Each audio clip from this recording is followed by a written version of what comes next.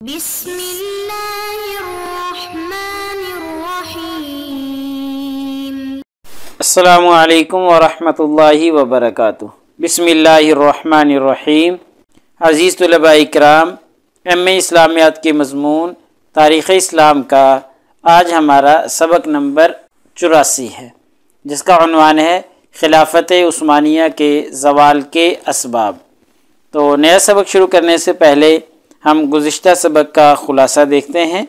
پچھلے سبق میں ہم نے انتظام سلطنت کے حوالے سے گفتگو کی تھی کہ سلطنت عثمانیہ کا نظام حکومت کیسا تھا، کس طریقے اور کس نہج کا تھا۔ تو اس میں ہم نے صوبائی نظام دیکھا تھا، ان کا عدالتی نظام دیکھا تھا، ان کی ثقافت دیکھی تھی، اور ان کا جو اقتصادی نظام تھا اس کے حوالے سے ہم نے گفتگو کی تھی۔ تو آج کے اس سبق میں انشاءاللہ ہم خلافت عثمانیہ کے زوال کے اسباب پر گفتگو کریں گے، اور ان کے زوال کے اسباب بہت سے ہیں، تو ان میں سے چند کا تذکرہ آج کے اس سبق میں ہوگا۔ تو ایک سبب ایمانی انحطاط تھا، ایک سبب روح جہاد کی کمزوری تھا، ایسے ہی ایک سبب طاقت کی سیاست، ایک سبب ینیچری فوج کا بگاڑ، پانچواں سبب جو ہے وہ شہزادوں کا قتل، اور چھٹا سبب جو ہے خلافت عثمانیہ کے زوال کا وہ صدور اعظم اور وزراء کے لیے موت اور سزائیں تھا۔ تو یہ 6 اسباب پر آج کے اس سبق میں انشاءاللہ ہم گفتگو کریں گے۔ تو چلیے ان کے اسباب پر ہم گفتگو کرتے ہیں۔ تو اسباب جو ہیں وہ تاریخ امت مسلمہ میں مولانا محمد اسماعیل ریحان صاحب نے بیان کیے ہیں، اور بڑے اہم اور بڑے چیدہ قسم کے اور بڑے ضروری قسم کے زوال کے اسباب خلافت عثمانیہ کے انہوں نے 21 بیان کیے ہیں۔ تو اسی کتاب کی روشنی میں ہم زوال کے اسباب پر گفتگو کرتے ہیں۔ تو پہلا جو سبب مصنف نے ذکر کیا ہے وہ ہے ایمانی انحطاط اور اسلامی تعلیمات سے اعراض۔ تو دیکھیے، ہمارا ایمان ہے کہ کسی بھی فرد یا قوم کی دنیوی و اخروی کامیابی ایمان کی پختگی اور اسلامی تعلیمات پر کاربند رہنے میں ہے۔ یہ اصل الاصول ہے۔ یعنی مصنف کہہ رہے ہیں کہ جو دنیا کی اور آخرت کی کامیابی ہے کسی بھی قوم کی، کسی بھی فرد کی، وہ ایمان کی پختگی اور اسلامی تعلیمات پر عمل کرنے میں ہے۔ تو سلطنت عثمانیہ ہو یا کوئی اور حکومت، سب کی ترقی کے پیچھے اس اصول کا لحاظ ہے۔ یعنی اگر سلطنت عثمانیہ ہے تو اس کے پیچھے بھی یہی ایمان کی پختگی اور اسلامی تعلیمات پر عمل چلتا رہے گا، اور سب کے زوال کے پس پردہ اس اصول سے بے اعتنائی کار فرما دکھائی دے گی۔ یعنی اگر کوئی قوم، کوئی فرد، کوئی سلطنت زوال میں جا رہی ہے تو اس کے اندر ایمانی انحطاط پایا جائے گا، اور اگر کوئی قوم ترقیوں پر جا رہی ہے، کوئی فرد ترقیوں پر جا رہا ہے، تو اس کے اندر ایمان کی پختگی، اسلامی تعلیمات پر عمل، اسلامی تعلیمات پر کاربند رہنا یہ پائے جائے گا، تو وہ ترقیوں پہ جائے گی۔ یہ ہے اصل الاصول۔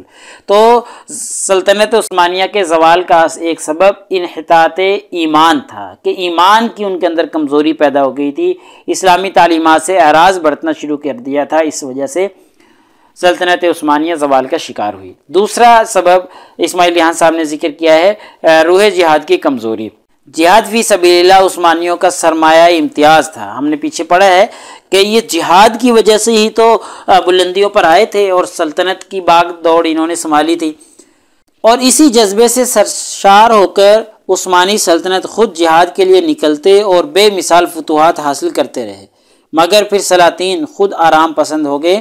انہوں نے خود جہادی مہمات کی قیادت چھوڑ دی، اور یہ ذمہ داری صدور اعظم کے ذمہ ڈال دی گئی۔ اس کے باعث افواج میں پہلے جیسا جوش و خروش باقی نہ رہا، اور عثمانیوں کی فتوحات کا دائرہ آسٹریا تک پہنچ کر رک گیا۔ اس کے بعد ان کی رجعت شروع ہوئی، جس نے انہیں کمزور کرتے کرتے بالکل ختم کر ڈالا۔ یعنی ایک سبب روح جہاد کی کمزوری ہے۔ جہاد کی وجہ سے انہوں نے فتوحات کی، سلطنت کی باغ دوڑ سنبھالی، اور جب تک یہ جہاد میں مشغول رہے تو فتوحات کرتے چلے گئے، اپنی سلطنت کو وسیع کرتے چلے گئے۔ لیکن جب سلاطین خود آرام پسند ہو گئے اور جہادی مہمات کی قیادت انہوں نے چھوڑ دی، اور جہاد کے لیے لشکر روانہ شروع کر دیے تو پھر فوج میں جوش و خروش نہ رہا، جو کہ سلطنت عثمانیہ کے زوال کا ایک سبب بنا۔ ایسے ہی طاقت کی سیاست کا انہوں نے استعمال کرنا شروع کر دیا تھا، اس وجہ سے بھی وہ زوال کا شکار ہو گئے۔ مصنف نے لکھا ہے کہ اسلام نے امور سیاست کو شورائیت کے تابع کیا ہے۔ سلطنت عثمانیہ میں شورائیت سیاست کا ماحول کم اور عسکری سیاست کا ماحول زیادہ تھا۔ خلفاء، شہزادے، امرائے دربار، افسران اور ینیچری سالار سب فوجی درسگاہوں میں تعلیم اور تربیت حاصل کرتے تھے۔ پیشہ ور فوجی ہی ترقی کرتے ہوئے اعلیٰ ترین مناصب تک پہنچا کرتے تھے۔ اگرچہ ان کی تربیت اسلامی تعلیمات کے مطابق مجاہدانہ انداز میں ہوتی تھی، مگر اس طرح انسان کا ذہن صرف حربی امور میں طاق ہو پاتا ہے، اور اگر یہ کہا جائے تو غلط نہ ہوگا کہ معدود چند کو مستثنیٰ کر کے اکثریت کا ذہن محدود ہو جاتا ہے۔ ہر معاملے کا انہیں ایک ہی حل سمجھ آتا ہے، اور وہ یہ ہے کہ طاقت کا استعمال کیا جائے، بہادری کا مظاہرہ کیا جائے اور رکاوٹ کو تہس نہس کر دیا جائے۔ وسعت نگاہی کا وہ جوہر دب جاتا ہے جو سیاست کے لیے ضروری ہوتا ہے۔ تو دیکھیں ایک سبب یہ بھی بنا، چونکہ ان کی تعلیم اور تربیت فوجی درسگاہوں میں ہوتی تھی، تو فوجی درسگاہ میں تو لڑائی جھگڑا اور فوج اور جہاد اور جنگ ہی سکھایا جائے گا، تو اس وجہ سے ان کو ہر مسئلے کا حل جو ہے وہ تلوار میں نظر آتا تھا، طاقت میں نظر آتا تھا، کہ طاقت کے بل بوتے پر اور شجاعت اور بہادری کا مظاہرہ کرتے ہوئے جو بھی رکاوٹ ہے اس کو ختم کر دیا جائے۔ تو اسی طریقے سے پھر سیاست کی گئی، تو جس کی وجہ سے پھر ان کو زوال کا شکار ہونا پڑا۔ مصنف نے لکھا ہے ایک معمولی فوجی یا عام مجاہد کو اس ذہنیت میں معذور سمجھا جا سکتا ہے، اور وہ اس میں کوئی اجتماعی نقصان بھی نہیں ہو سکتا، کیونکہ اسے صرف اوپر کے احکام پر عمل کرنا ہوتا ہے، مگر ایک قائد اور حکمران کا ذہن بھی ایسا ہی محدود ہو تو قوم کی تباہی کا راستہ کھل جاتا ہے، کیونکہ اس کی ذہنیت کے ساتھ اگر اسلامی عدل و انصاف کے تقاضے اور حقوق العباد ملحوظ نہ ہو تو انسان محض قاتل اور خونی بن کے رہ جاتا ہے۔ تو یہی وجہ ایک سلطنت عثمانیہ کے زوال کی بنی تھی۔ ایسے ہی ایک اور چوتھا سبب جو کہ مصنف نے ذکر کیا ہے وہ ہے ینیچری فوج کا بگاڑ۔ ینیچری فوج میں لڑکوں کو فوجی تربیت دے کر بادشاہ کا خاص جانثار بنایا جاتا تھا۔ جب تک اس کی اسلامی تربیت پر توجہ دی جاتی رہی، یہ فوج ایک مجاہدانہ رنگ میں بڑی بڑی فتوحات کا باعث بنی، مگر جب ایمانی روح رخصت ہوئی تو جہاد کی جگہ صرف عسکریت پسندی رہ گئی۔ اپنی طاقت کے بلا وجہ مظاہرے ینیچری سپاہ کا مقصد بن گئے، جس نے پایا تخت میں ایک طویل عرصے تک عہدہ مچائے رکھا۔ عثمانی سلاطین ان کے یرغمال بن گئے، اور ان میں سے کئی انہی ینیچری افسران کے ہاتھوں قتل ہوئے۔ یعنی ینیچری فوج کی پہلے تربیت ہوتی تھی تو ان کو ساتھ ساتھ اسلامی تربیت بھی دی جاتی تھی، اسلامی تربیت کی طرف بھی توجہ رکھی جاتی تھی، لیکن بعد میں یہ توجہ ہٹ گئی تو بس عسکریت ان کو سکھائی جاتی رہی، اور عسکریت نے تو پھر اپنا آپ دکھانا ہے، تو پھر وہ لڑائی جھگڑا اور عہدہ مچانا یہ تو پھر پایا جائے گا۔ اسی وجہ سے ینیچری فوج کے سالاروں کے ذریعے بہت سے سلاطین کا قتل بھی ہوا تھا۔ ینیچری سپاہ ہمیشہ سلطان کے ساتھ مہمات پر جاتی تھی۔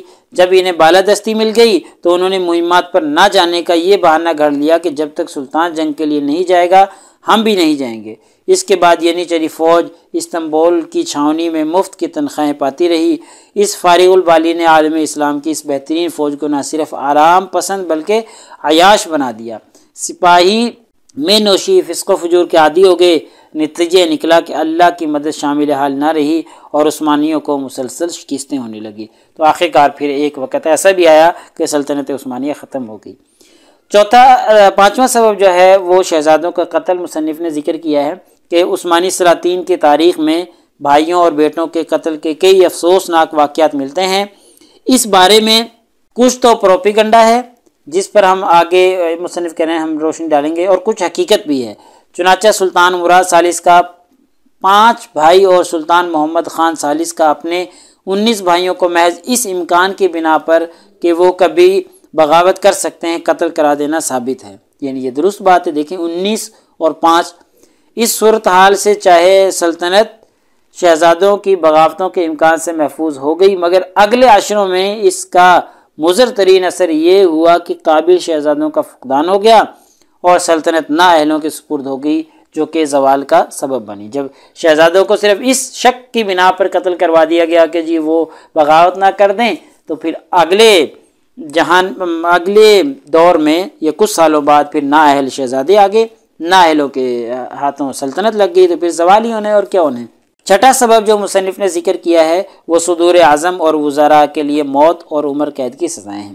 عثمانی سلاطین کے ہاں ہمیں وزراء اور صدور اعظم کو سزائے موت یا عمر قید کی سزائے دینے کے واقعات بھی جا بجا ملتے ہیں۔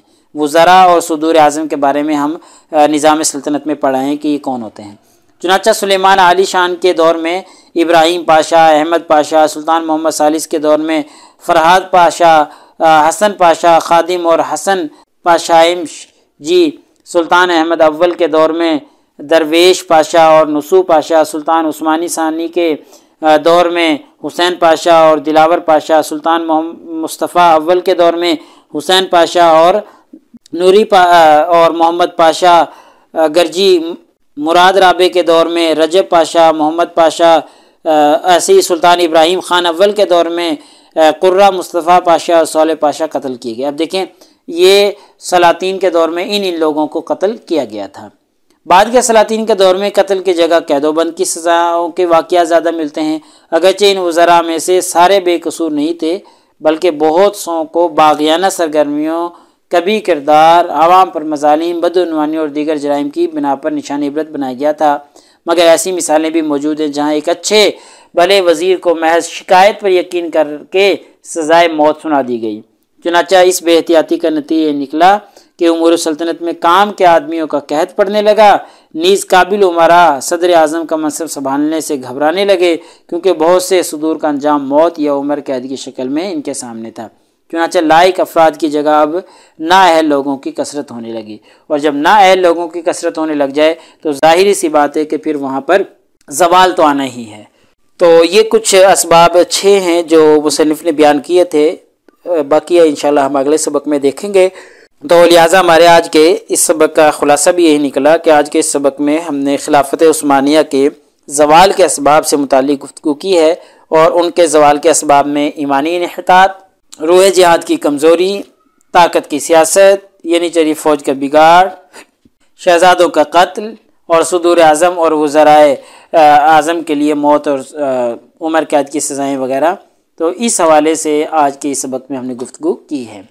تو پیپر میں پوچھے جانے والے سوالات سے متعلق اگر ہم گفتگو کریں تو یہی ایک سوال کہ جی سلطنت عثمانیہ کے زوال کے اسباب تحریر کریں، تو کچھ زوال کے اسباب کا تذکرہ آج کے اس سبق میں ہم نے کر دیا ہے، اور بقیہ زوال کے اسباب کا انشاءاللہ ہم اگلے سبق میں کریں گے۔ تو اگلے سبق نمبر 85 میں انشاءاللہ ہم اسی عنوان سے متعلق گفتگو کریں گے کہ خلافت عثمانیہ کے زوال کے اسباب کیا ہیں۔ تو آج کے اس سبق کا اگلا سبق جو ہوگا وہ حصہ دوم ہوگا۔ جزاکم اللہ خیر۔ السلام علیکم ورحمۃ اللہ وبرکاتہ۔ اللہ پاک آپ سب لوگوں کا حامی و ناصر ہو۔ اگلے سبق تک اجازت چاہتا ہوں۔ اللہ تعالیٰ آپ سب لوگوں کو کامیابیاں اور ترقیاں نصیب فرمائے۔